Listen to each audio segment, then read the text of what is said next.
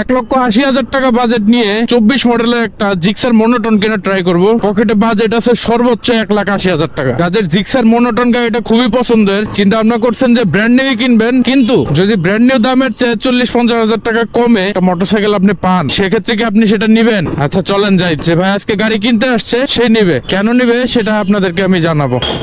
ভাইয়া এই যে আমি এতক্ষণ ঘোরাঘুরি এত কাছে থাইকা ভাই, ওইটা নতুন শাখা, ওই পাশে পুরানটা মোড়ে। আপনি হেলমেট নিয়ে আসবেন জানলে তো আমি এই বাটি বুটি নিয়ে যেতাম না। চলেন যাই, কোন দিক যাই, এক জায়গায় বইসা দেখতে হইব আগে। আমি কয়েকটা নক দিয়ে রাখছি আর টাইম পাই না ওগুলোর সাথে ডিসকাস করার। ভাইয়ের সাথে সকাল 11টা দেখা হওয়ার পরে আমরা মিরপুরের ভিতরে মাত্র একটা মোটরসাইকেল দেখছি, তাও কিন্তু সেটা সুজুকি জিক্সার না, সেটা ছিল ইয়ামাহা এফজেড ভার্সন 2। 22-এর না 21-এ? কাগজপত্র কি ম্যানুফ্যাকচার কি 22-এর দেওয়া? সাইলেন্সারের দিকে তাকান, দেখছেন অবস্থা, অয়েল সিল হালকা দুর্বল। এই দেখেন টায়ারটা চেঞ্জ করা, নতুন টায়ার, দুইটাই নতুন টায়ার, তালি মারা। কত চাই?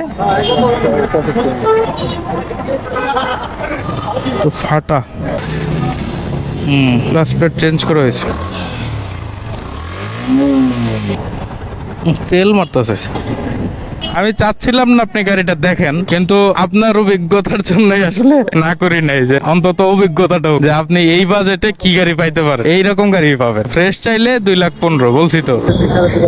জিক্সার দিকে আগাইলে জিক্সার আলারে ফোন দেন। দেখেন ভাই 1,80,000 টাকা কিন্তু একটা মোটরসাইকেল কেনার জন্য কোনো অংশে কম বাজেট না, খুব ভালো একটা বাজেট এটা। কিন্তু আপনার যে সর্বোচ্চ বাজেটটা রাখছেন একটা মোটরসাইকেল কেনার জন্য, সেই বাজেট অনুযায়ী একটা স্ট্যান্ডার্ড মোটরসাইকেল আপনাকে বাছাই করে নিতে হবে আগের থেকে। আপনি যদি 1,80,000 টাকা বাজেট রাখেন এবং আপনি যদি চান যে একটা ইয়ামাহা এফজেডএস ভার্সন 2 নিবেন, তাও আবার ফ্রেশ কন্ডিশনের, এটা কোনোভাবেই পসিবল না ভাই। যে কোনো মোটরসাইকেলেরই একটা নির্দিষ্ট স্ট্যান্ডার্ড প্রাইস রেঞ্জ থাকে, সেই প্রাইস রেঞ্জ আপনি যদি ফিল আপ করতে না পারেন, তাহলে কোনোভাবেই সেই মোটরসাইকেলটা অন্তত ফ্রেশ কন্ডিশনে পাবেন না। হ্যাঁ, আপনার পছন্দ মতো মডেলের অনেক মোটরসাইকেলই হয়তো আপনি পাবেন, কিন্তু ফ্রেশ যে মোটরসাইকেলটা সেটা আপনি পাবেন না। এখন ভাই আমার কথা আপনার পছন্দ হইতে নাও পারে, কিন্তু বাস্তবতা আসলে এটাই। এখন যাইতেছে অনেক দূরে, কিন্তু যাওয়ার পথে দেখেন কি একটা অবস্থা, হাই রে, শরমও করে না, একটু ধৈর্য নাই এদের। তাহলে বাসা পর্যন্ত যা, তা না, আমি যাইতেছি আমার সামনে এইগুলা করুন লাগবো, বেয়াদব কোথাকার। দিয়েছে আমার যাত্রাটা অশুভ করে। দাঁড়ান দেখাইতেছি, সামনে যায় দেখাইতেছি, একেবারে অক্ষরে মিলাই দেখাবো। ফেসবুক মার্কেট প্লেস থেকে একটা মোটরসাইকেল বাছাই করছি অনেকগুলা মোটরসাইকেল দেখার পরে, কিন্তু দুর্ভাগ্য হচ্ছে সেই মোটরসাইকেলটা আছে অনেক দূরে, আশুলিয়া বা সাভার বাইপাইল বলা যায়, সম্ভবত জিরাপো নাম ওই জায়গাটা। তো এত দূর যে মোটরসাইকেলটা আমরা দেখতে যাব, তো ওই জায়গার ঠিকানা জানার পর থেকে আসলে আমার মনের ভিতরে একটু কেমন জানি লাগতেছিল, কারণ পূর্ব অভিজ্ঞতা খুবই খারাপ। ওই এলাকায় ঢোকার যে রাস্তা ভাই, বিশ্বের সর্বোচ্চ বাজে রাস্তার মধ্যে একটা হচ্ছে এই রাস্তাটা। বেশি কিছু বলবো না, সামনে আগাইতে থাকি, দেখেন কি অবস্থা, মানে কি ধরনের একটা রাস্তার ভিতর দিয়ে আমাদের যাইতে হইতেছে। কোনো মতো যদি হেলমেটের ভাইজরটা খুলে দেওয়া হয়, আপনি অটোমেটিক মেকআপ হয়ে যাবেন। তার থেকে একটু সামনে আগাইলেই মোটামুটি রাস্তার ভিতরে একটু অদক্ষ ড্রাইভার হইলেই গড়াগড়ি খাবে। আমার জায়গায় অন্য কেউ হইলে মনে হয় বাইরে রেখা তখনই পলাইতো। যে একটা অবস্থা রে ভাই রাস্তার, এরকম অবস্থায় মাঝে মাঝে আমার পড়তে হয়, কিন্তু হয়তো ভিডিওতে দেখানো হয় না। আজকে একদম দেখাই দিলাম যে ভাই একটা মোটরসাইকেল কিনতে কি কি যে সহ্য করার লাগে, এটা যদি আপনারা আমার সাথে থাকতেন তাইলে একমাত্র বুঝতেন। আমার কথা হলো ভাই, দিন শেষে আপনার কাছ থেকে আমি টাকা নিব, সেটা জানে একদম পিওর হালাল ভাবে নিতে পারি, সেটা হচ্ছে আমার মূল লক্ষ্য। এই সেই কাঙ্ক্ষিত মোটরসাইকেল যেটা দেখার জন্য আমরা 7 সমুদ্র 13 নদী পার হয়ে এখানে আসছি।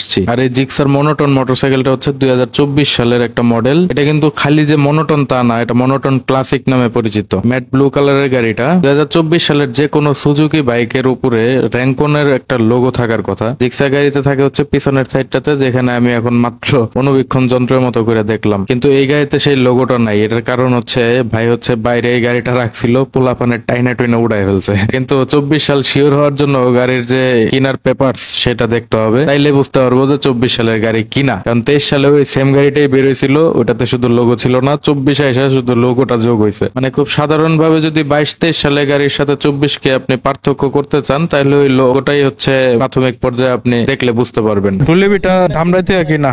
আপনার নাম জাহিদুর, মিটারটা একটু চালু করেন তো ভাই।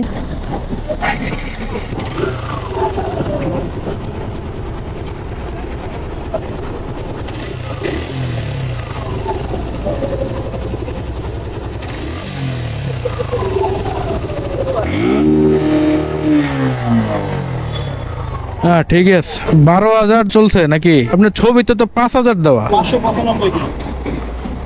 আপনি ট্রিপ মিটারটা ওইভাবে রাখা তারপর ছবিটা তুলছেন না? ঠিক আছে, গাড়ি ভালো আছে। কিসের না ময়লা এগুলো ভাই? ধুলা, এই যে ধুলা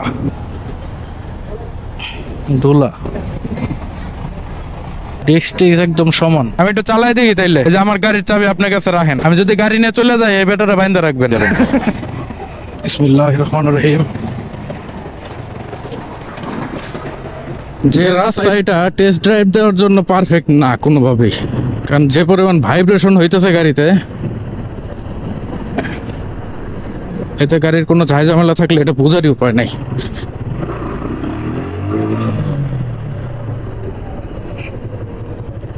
একটা বিষয় দেখাই, মাত্র টানটা দিলাম না, এই টানের সাথে একটা বিষয় আপনারা একটু মিলাই দেখেন। এই যে টানটা দিয়ে দিছি, এই যে রাস্তার ভিতর ক্ষয় হয়ে গেছে, দাগ হয়ে, মানে ক্লাস প্লেটের বিষয়টা কতটা মানে ভালো কন্ডিশনে আছে এই দেখেন। এই যে রাস্তায় দাগ হয়ে গেছে, মানে ডাইবা গেছে মাটি, ইটের উপরে ক্ষয় হয়ে গেছে।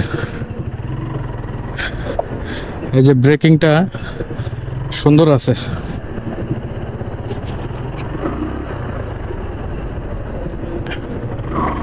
এই দেখছেন টান ওঠে।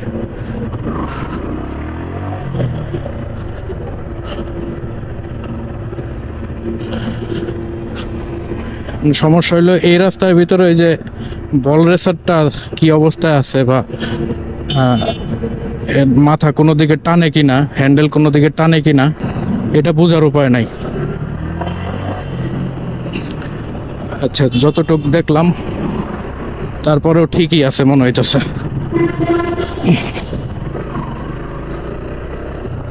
এই যে ছেড়ে দিছি, এই যে ডানে বামে চায় না গাড়ি।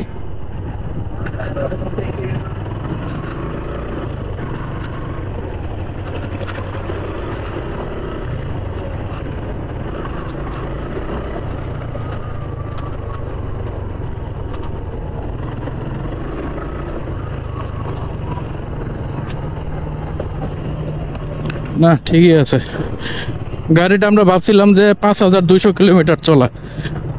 যে ভদ্রলোক পোস্ট করছে ওনার ছবি তো ওই রকমটাই দেখা গেছে, কিন্তু সমস্যা হচ্ছে ওটা ট্রিপ মিটারের ছবি দেওয়া, মানে ট্রিপ করা না ওই মোবিলের, ওইখানে 529 কিলোমিটার দেওয়া। আমি ভাবছিলাম ওইটাই ওডো। এখন আপনি এর বাইরে আসতে পারবেন কিনা, এই গন্ডির বাইরে আসতে পারবেন কিনা?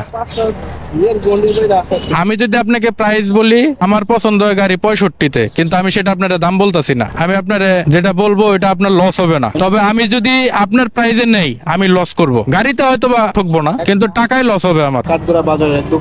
দোকানদারের হিসাব আলাদা ভাই। আমরা গাড়ি নিতেছি নিজেরা ইউজ করার জন্য, সে হচ্ছে কয় হাত বদল করে দিবে এর কোনো ঠিক নাই। আপনি গাড়ি নিবে 10 মিনিট পরে আরো 20,000 টাকা লাভে বেচে দিবে, মিটার কমে মান সম্মান যাবে আপনার। দেখেন ভাই যদি সম্ভব হয় তাহলে নেন।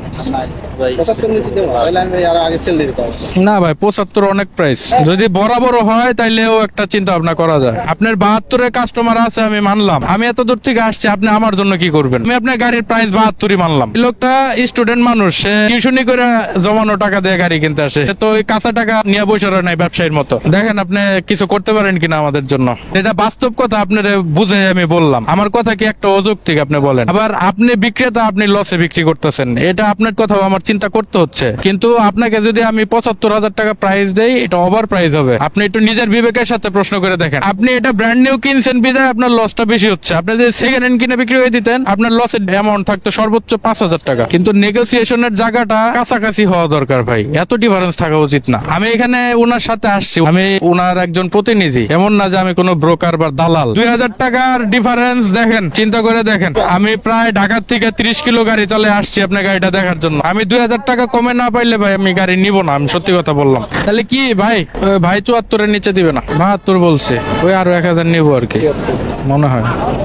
72 বেশি হয়ে যায়, 70 হলে ঠিক ছিল। 72 পর্যন্ত বলছি, ওনার কাস্টমার আছে বলছে, জেন্টেল পারসন, অবশ্যই মিথ্যা কিছু বলে নাই। দেখ ভাই শেষমেশ অনেকগুলা টাকা বেশি দিয়ে এই গাড়িটা আমরা নিলাম একমাত্র গাড়িটা ফ্রেশ আছে এই কারণে। যদিও 12,000 কিলোমিটার চলা, এটা কোনো অংশে কম না, তবুও সেই অনুযায়ী গাড়িটা মোটামুটি ভালো রকম ফ্রেশ আছে। ফেসবুক মার্কেট প্লেসে এই গাড়িটার প্রাইস দেওয়া ছিল 1,83,000 টাকা। এখান থেকে বিক্রেতা সর্বনিম্ন 1,75,000 টাকা বাইকের দাম ফিক্সড বলে দেয়, এর নিচে আর সে বিক্রি করতে চায় নাই। সেখান থেকে নেগোসিয়েশনের মাধ্যমে আমরা বেশি একটা নিচে নামাতে পারিনি, তাকে মাত্র 2,000 টাকা কমাইতে পারছি। কিন্তু এই 2,000 টাকা কমাইতে গিয়ে নেগোসিয়েশনের চরম মাত্রায় আমরা পৌঁছায় গেছিলাম। এই বাইকটা কেনার পিছনে এই কয়টা টাকা কমাইতে গিয়ে যে পরিমাণ নেগোসিয়েশন আমি করছি তার মোটামুটি 5%ও এই ভিডিওতে আমি দেখাই নাই। এতটুকু অংশ আমি এই কারণেই দিলাম যে জাস্ট একটু ধারণা দেওয়ার জন্য যে একটা মোটরসাইকেল কিনতে গিয়ে মাঝে মাঝে কি রকম পরিস্থিতিতে পড়তে হয়। যাই হোক, কি একটা রাস্তা দিয়ে এখন যাইতেছি বুঝেন। সকালে বলছিলাম না যে আমার যাত্রাটাই আসলে অশুভ করে দিল, ওই যে সেই টুনাটুনি বসেছিল না করই গাছের তলে, এদের কারণে আকামটা হইছে আমি শিওর। যাই হোক, গাড়িটা নিয়ে আমরা সরাসরি চলে আসছি হচ্ছে ধামরাইয়ে।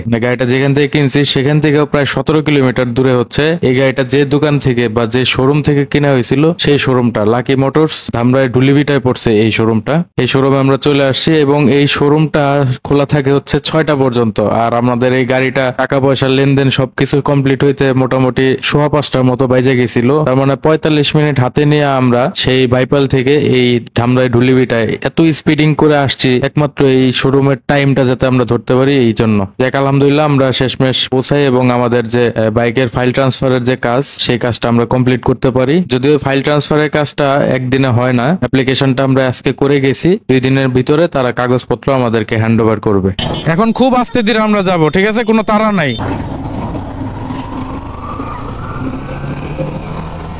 ফাইল ট্রান্সফারের কাজ শেষ করে ঢাকার দিকে রওনা দিতে দিতে আমাদের 6:12 বাজে গেল। ঘড়িতে তো আপনারা দেখছেন। তার মানে আমরা ঠিক কাটায় সময়টা ম্যানেজ করে ফেলতে পারছি। সবই আল্লাহ তাআলার ইচ্ছা, আল্লাহর কাছে হাজার হাজার শুকরিয়া। কিন্তু এই টাইমটা ম্যানেজ করতে যায় আমার একটা বিষয় বিসর্জন দিতে হয়েছে ভাই। আমি এখন পর্যন্ত একটা দানাও পেটে দিতে পারি নাই। যদিও যে ভাই গাড়িটা কিনতে আসছে সে ভাই আমাকে বেশ কয়েকবার বলছে যে ভাই খাওয়া দাওয়াটা আগে করে নেন। যদি সেই সময় খাওয়া দাওয়াটা আমি করতে বসতাম সেখানে 30-40 মিনিট সময় ব্যয় হইতো, তাহলে হয়তো বা আজকে আর আমরা এই শোরুমটায় ভিজিট করতে পারতাম না, ফাইল ট্রান্সফারের কাজটা করতে পারতাম না। সেক্ষেত্রে ভাইকে আবার একদিন ধামরাই আসতে হইতো, আবার এই কাজটার জন্য এত কষ্ট করে এত দূর আসতে হইতো। আর উনি আমাকে অনেকটা রিকোয়েস্ট করছিল যে ধামরাইতে যাতে আমি আসি, তার এই ফাইল ট্রান্সফারের কাজটা আমি সাথে থেকে তাকে করে দেই। আমি না আসলে হয়তো ভাইয়ের জন্য একটু কষ্ট হয়ে যেত, কিন্তু হয়তো পারতো। বিভিন্ন বিষয় বিবেচনা করে আমি ধামরাই পর্যন্ত ভাইকে নিয়ে আসছিলাম। এতে মোটামুটি আমার আরো 35-40 কিলোমিটার রাস্তা বেশি চালানো লাগছে, সেটা কোনো বিষয় না। ঢাকাতে ঢুকতে ঢুকতে আমাদের রাত 8টা বেজে গিয়েছিল, কারণ যে সময়টাতে আমরা ধামরাই থেকে বের হইলাম সেই সময়টা পুরোপুরি একটা জ্যামের টাইম। মাঝখানে যদি অবশ্য আমরা 10 মিনিটের মতো বাইকে তেল নেওয়ার জন্য সময় ব্যয় করছিলাম। যাই হোক, রাত 8টার সময় ঢাকায় ব্যাক করার পরে আজকে আমাদের দুপুরের লাঞ্চ এবং রাতের ডিনারটা আমরা দুইজন একসাথে কমপ্লিট করি এবং সেটা করি উত্তরাতে খাওয়া দাওয়া শেষ করার পরে ভাইকে এখন বিদায় দেওয়ার পালা। আপনার অনেকটা কাজ আজকে আগে গেছে ওই যে ফাইলটা ট্রান্সফারের কারণে, বুঝছেন। এখন জাস্ট ওরা ফাইলটা রেডি করে দিলে আপনি বিআরটিতে জমা দিয়ে দিবেন, কাজ শেষ। টাকা ওইখানে বিআরটি দিবেন। হ্যাঁ, ওই বিআরটিতে আপনার ব্যাংক আছে, ব্যাংকে টাকা জমা দিয়ে দিলেই হবে। জানতে হবে ভাই। আর আজকের থেকে হইলো আপনার কম্পিটিশন শুরু, হাজার হাজার মানুষের পাশ দিয়ে কম্পিটিশন করে যাইতে হবে। এমন কম্পিটিশন করেন না যাতে থাইমা যান, ঠিক আছে? ভাইয়ের কথাটা মনে রেখেন, যান অবশ্যই যান ভাই। তাহলে যাই আমি, আল্লাহ হাফেজ। তো এই ছিল আজকে ভিডিও। আশা করি সম্পূর্ণ ভিডিওটা আপনারা সবাই দেখছেন। কতটুকু কি দেখলেন এটা একটু কমেন্ট করে জানান। যদি ভিডিওটা ভালো লাগে শেষ পর্যন্ত দেখার পরে তাহলে ভিডিওতে একটা লাইক করেন আর আপনার মন্তব্য ভিডিওর কমেন্ট বক্সে জানান। আর যদি মনে করেন যে ভিডিওটা শেয়ার করে রাখবেন তো সেটাও রাখতে পারেন, তাহলে এই ভিডিওটা আরো বেশি মানুষের কাছে পৌঁছাবে। আর ভিডিওটা বেশি মানুষের কাছে পৌঁছালে কি হবে, এই ভিডিওতে যত রকম ইনফরমেশন আছে তারাও পাবে। এতে করে যারা এই বিষয়গুলোতে অনভিজ্ঞ তারা এই বিষয়গুলো সম্পর্কে অভিজ্ঞতা অর্জন করতে পারবে। চেষ্টা করবেন ফেসবুক থেকে যারা দেখতেছেন তারা অবশ্যই শেয়ার করে দেবার। আর একইভাবে ইউটিউব থেকে যারা দেখতেছেন তারা ভিডিওটিতে একটা লাইক দিয়ে আপনার মন্তব্য কমেন্টে জানিয়ে, এখন পর্যন্ত যারা আমার এই ইউটিউব চ্যানেলটা সাবস্ক্রাইব করেন নাই তারা আমার এই চ্যানেলটা সাবস্ক্রাইব করে আমার পরিবারের সদস্য হয়ে যাবেন। ইনশাআল্লাহ দেখা হবে পরবর্তী ভিডিওতে। সে পর্যন্ত সবাই ভালো থাকেন। আল্লাহ হাফেজ। আসসালামু আলাইকুম।